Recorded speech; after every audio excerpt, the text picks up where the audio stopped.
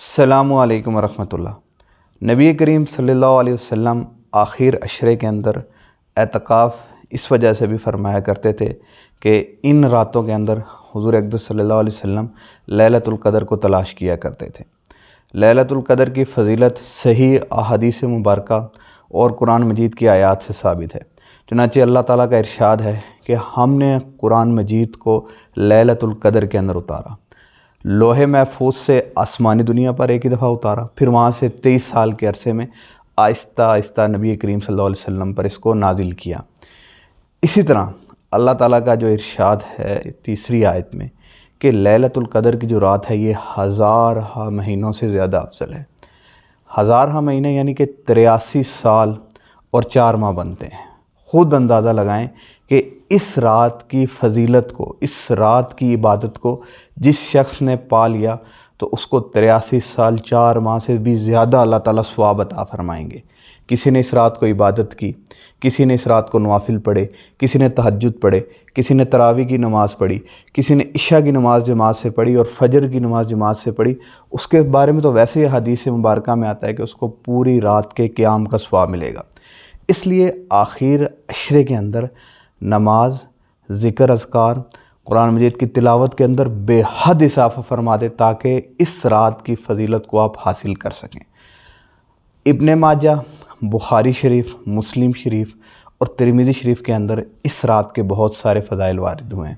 چنانچہ مسلم شریف کی روایت ہے جس میں نبی کریم صلی اللہ علیہ وسلم کا ارشاد ہے کہ من قام لیلۃ القدر ایمانا و احتسابا غفر لہ ما تقدم من ذنبہ، کہ جو شخص لیلۃ القدر کی رات کو ایمان اور احتساب کے ساتھ عبادت کرے گا اللہ تعالیٰ اس کے پچھلے سارے گناہوں کو معاف فرما دیں گے۔ ابن ماجہ کی حدیث ہے جس میں نبی کریم صلی اللہ علیہ وسلم کا ارشاد مبارک ہے کہ جو شخص اس رات کو نہ پائے، اس کی خیر و برکات کو حاصل نہ کرے، وہ تمام بلائیوں سے جو ہے وہ محروم کر دیا گیا۔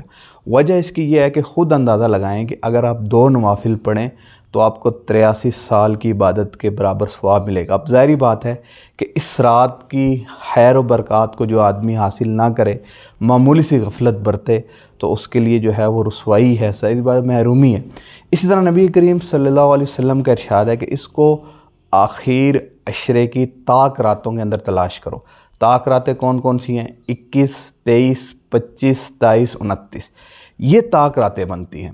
اسی طرح حضرت عائشہ رضی اللہ تعالیٰ عنہ سے ترمذی شریف میں روایت مروی ہے، انہوں نے حضور اقدس صلی اللہ علیہ وسلم سے سوال کیا اگر ہم اس رات کو پا لیں تو اللہ تعالیٰ سے کیا دعا کریں؟ تو نبی کریم صلی اللہ علیہ وسلم نے کہا کہ اللہم انک عفو تحب العفو فاعف عنی۔ اس دعا کو اس رات کے اندر کثرت سے پڑھیں۔ فقہاء کرام محدثین لکھتے ہیں کہ اگر کوئی شخص اس رات کی فضیلت کو پانے کے اور بھی بہت سارے طریقے ہیں۔ ایک تو یہ ہے کہ عشاء کی نماز باجماعت پڑھیں، فجر کی نماز باجماعت پڑھیں، تراویح کا اہتمام کریں۔ اسی طرح اگر کوئی شخص پوری رات جاگ نہیں سکتا تو سحری میں اٹھ کر خصوصاً طاق راتوں کے اندر تہجد کا اہتمام لازمی کرے، ذکر اذکار کو ان دنوں کے اندر بڑھا دے تاکہ کسی نہ کسی درجے کے اندر اس شخص کو اس رات کی فضیلت جو ہے وہ حاصل ہو جائے۔ بقایا یہ جو رات ہے یہ سب راتوں میں اس کو فوقیت اور افضلیت حاصل ہے۔ اس کی وجہ یہ ہے کہ اس سے پہلے جو ہم نے ویڈیو بنائی تھی شب معراج کے بارے میں یا شب قدر کے بارے میں، شب معراج کی تو تعیین ہی نہیں تھی، مطلب کوئی صحیح قول سے کہ وہ کس تاریخ کو ہے۔ اس طرح شب قدر کے بارے میں بھی جو احادیث تھی وہ ضعیف تھی، لیکن شب قدر کے بارے میں جو احادیث مبارکہ ہیں وہ صحیح ترین حدیث ہے، اس میں کسی نے کوئی کلام نہیں کیا، اور اس کی جو فضیلت ہے وہ قرآن مجید کی آیات سے ثابت ہے۔ اس لیے آخر عشرے کی طاق راتوں کے اندر اس میں جو ہے وہ دعا کا بھی، ذکر کا بھی، اور ساری امت کو جو دعاؤں کے اندر یاد رکھیں۔ اسی طرح اس کے جو علامات ہیں وہ یہ بھی فقہاء کرام اور محدثین لکھتے ہیں کہ یہ رات جو ہوتی ہے وہ ٹھنڈی ہوتی ہے اور صبح سورج کی جو کرنیں ہیں وہ کم ہوتی ہیں، تو یہ بھی اس کی علامات جو ہے وہ بیان فرمائی ہیں۔ بہرحال اس میں تو کوئی اختلاف نہیں ہے کہ ہے تو طاق راتوں کے اندر ہی۔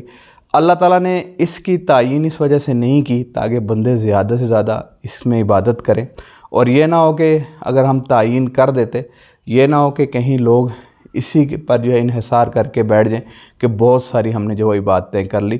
اس کے بارے میں اقوال ملتے ہیں محدثین کی کتابوں میں، اس وجہ سے اس کی تعیین نہیں کی گئی. اللہ تعالیٰ اس رات کے اندر ہمیں زیادہ سے زیادہ عبادت کرنے کی توفیق عطا فرمائے. جزاک اللہ خیر.